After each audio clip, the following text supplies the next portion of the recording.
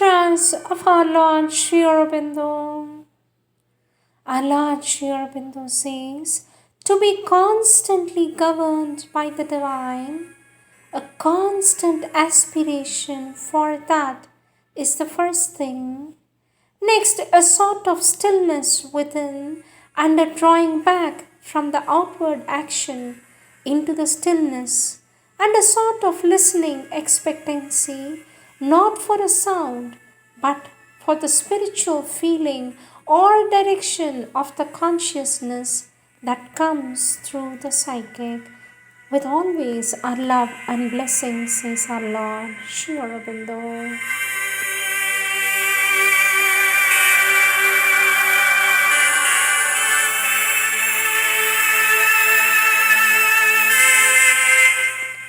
Sri Aurobindo's Savitri, Book 7, Canto 5, The Finding of the Soul. Here, in this chamber of flame and light, they met. They looked upon each other, knew themselves, the secret deity and its human part, the calm, immortal, and the struggling soul.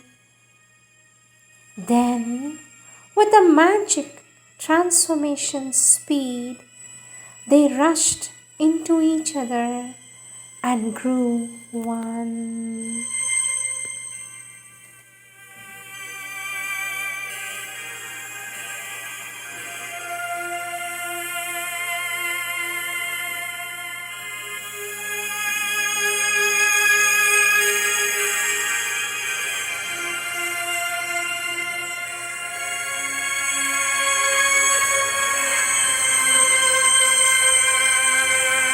Darshan Day Messages, date 15th August 1959, Sri Aurobindo's birthday. All is created by the Supreme Goddess, the Supreme and Original Mahashakti. All proceeds from her, all lives by her, all lives in her, even as she lives in all. All wisdom and knowledge are her wisdom and knowledge. All power is her power. All will and force, her will and force. All action is her action. All moment, her moment. All beings are portions of her power of existence.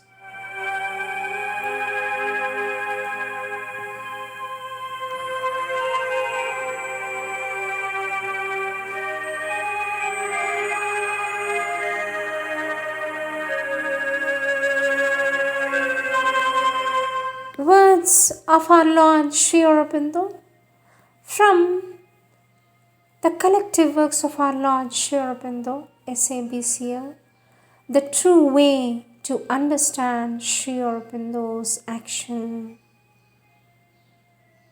Let us try and understand what our Lord Sri Aurobindo has specified in various books, trying to enlighten us.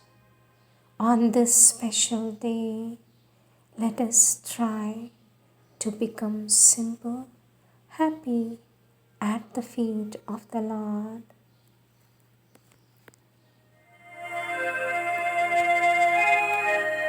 Question: since it is the divine which does everything, what is the difference between ordinary happenings and those in which you are consciously active? Is there any essential difference between one happening which you simply foresee and one happening which you consciously direct? Since all happenings takes place in the divine consciousness, to foresee is for you simply to turn all your attention towards them in such a way as to become conscious of them in the most eternal consciousness, And then, what is the nature of your conscious action on them? For this, our Lord Sri Aurobindo says, to answer your question, I would have to speak in terms of a consciousness to which the mind has no key, and at the same time try to explain its relations to the lower consciousness in which things are now happening. What is the use of doing this? The mind will either understand nothing or misunderstand or think it has understood when really it has understood nothing. Or I would have to make up a mental answer to the question which would not be the real thing but just something to keep the questioning mind quiet. The true way is to enter into these things is to still the mind and open to the consciousness from which things are done. Then you would first have a direct experience of the way the divine consciousness acts on different planes, and secondly, a light of knowledge about the experience. This is the only true way. All the rest is only words and sterile mental logic, says our Lord Sri Aurobindo.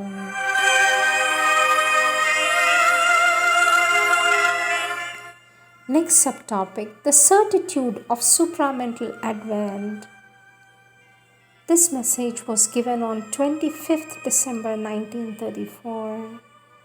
Our Lord Sri Aurobindo says, I have already spoken about the bad conditions of the world. The usual idea of the occultist about it is that the worse they are, the more is probable the coming of an intervention or a new revelation from above. The ordinary mind cannot know. It has either to believe or disbelieve or wait and see.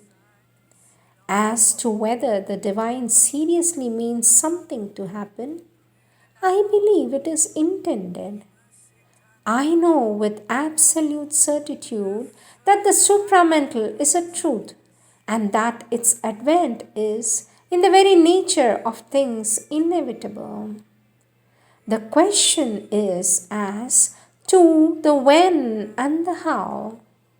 That also is decided and predestined from somewhere above, but it is here being fought out amid a rather grim clash of conflicting forces. For in the terrestrial world, the predetermined result is hidden, and what we see is a rill of possibilities and forces attempting to achieve something with the destiny of it all concealed from human eyes.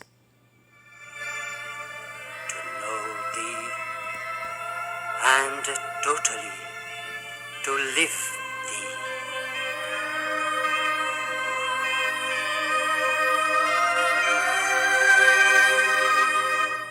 This is, however, certain that a number of souls have been sent to see that it shall be now. That is the situation.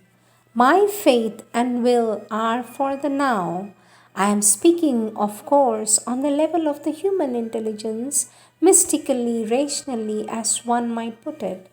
To say more would be going beyond that line.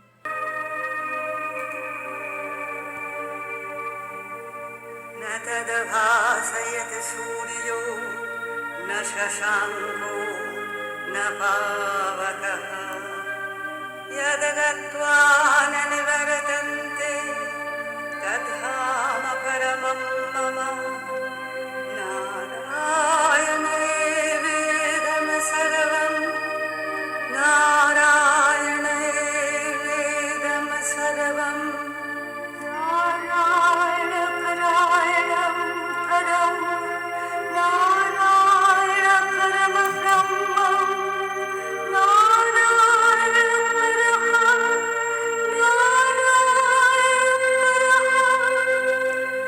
पुण्यो गन्धः पृथिव्या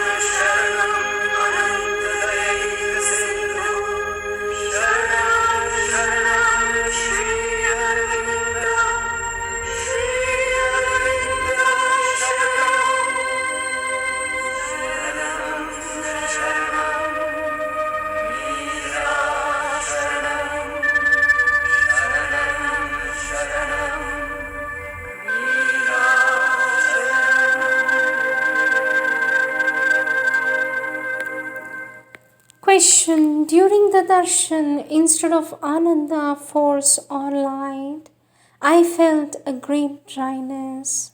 For this, Lord Sri Aurobindo says, it depends upon your condition whether the Ananda or force or light descends or whether the resistance rises. It is the resistance of the ordinary physical consciousness, ignorant and obscure, that seems to have risen in you.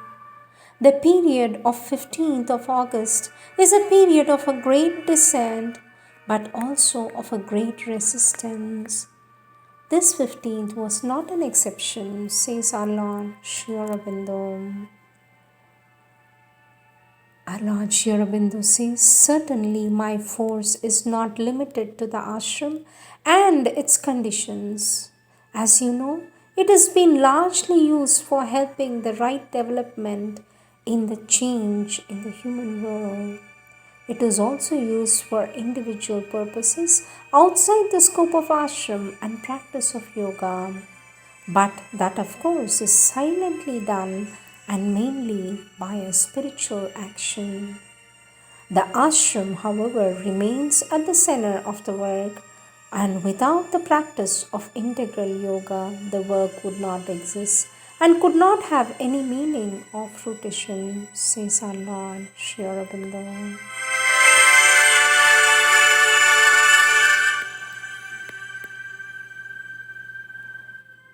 Next topic, Sri Aurobindo's force, divine force and yogic force. Our Lord Sri Aurobindo says the mistake to think that Sri Aurobindo's force must be either a miraculous force or else none. There is no miraculous force and I do not deal in miracles. The word divine here is out of place if it is taken as an always omnipotently acting power. Yogic force is then better. It simply means a higher consciousness using its power, a spiritual and supraphysical force acting on the physical world directly. One has to train the instrument to be a channel of this force. It works also according to a certain law and at a certain conditions. The divine does not work arbitrarily or as a thaumaturge.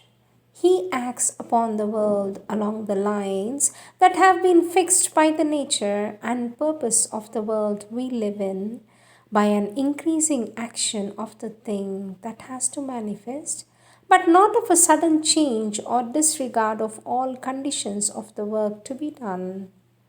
If it were not, there would be no need of yoga or time or human action or instruments or of a master and disciple or of a descent or anything else.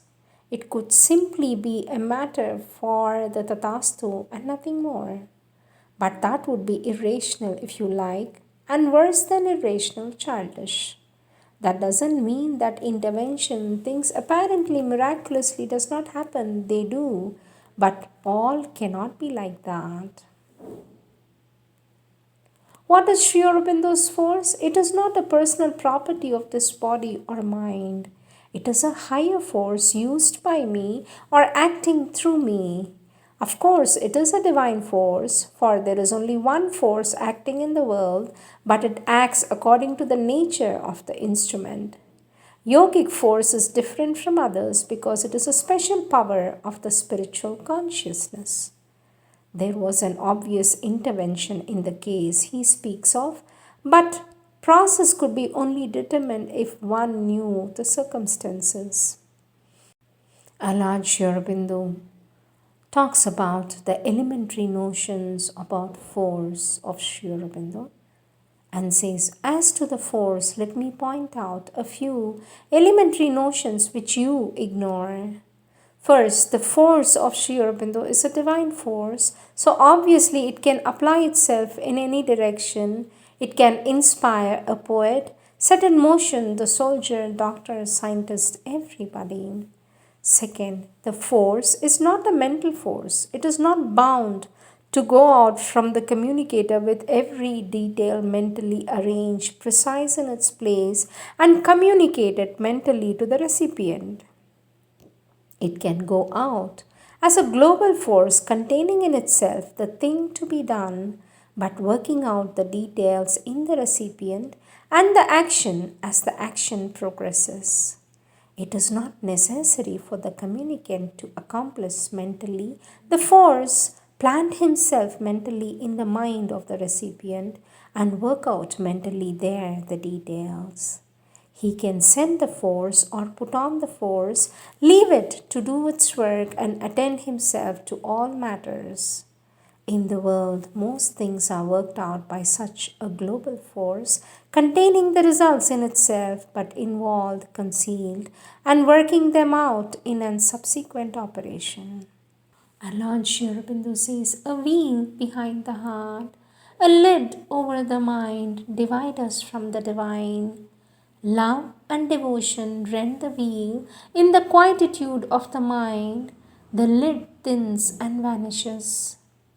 May the inner sun tranquilize and illumine the mind and awaken fully the heart and guide it. In a quietude of the mind, open to the presence of the divine in your heart and everywhere. In a still mind and heart, the divine is seen like the sun in still water. Rise into the higher consciousness. Let its light control and transform the nature. By the heart's self-giving, the presence and the influence will be there, even in the inconscience, and prepare the nature for the true light and consciousness through the whole range of being. Put stress always on the aspiration within. Let that get depth and steadiness in the heart.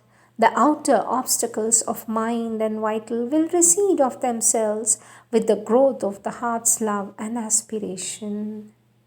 Keep the mind and heart open and turned inward and upward, so that when the touch comes from within or flow from above, you may be ready to receive it. To persevere in turning towards the light is what is most demanded. The light is nearer to us than what we think, and at any time its hour may come. To keep the soul ready for the divine's grace, so that it may be ready to receive it when it comes. A persistent will for the work to be done in us and in the world is what is most needed.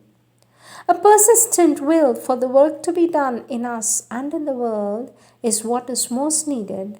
There is a sure spiritual result, the growth of the consciousness and the soul's readiness for the touch of the divine's light and power. When the light enters into the inconscience, which hedges in all our being and prevents or limits the manifestation of the true consciousness in us, when it inhibits the habits and recurrences and constant repetition of the same stimuli which besiege us and rise from the subconscient, then only can the nature be wholly free and respond only to the truth from above. Clarity of knowledge and inner self-vision, subjugation of the ego, love, scrupulousness in selfless and dedicated works are the four wheels of the chariot of yoga. Let me repeat. Clarity of knowledge, inner self-vision, subjugation of the ego, love, scrupulousness in selfless and dedicated works are the four wheels of the chariot of integral yoga. One who has them will progress safely on the path, says our Lord Sri Aurobindo.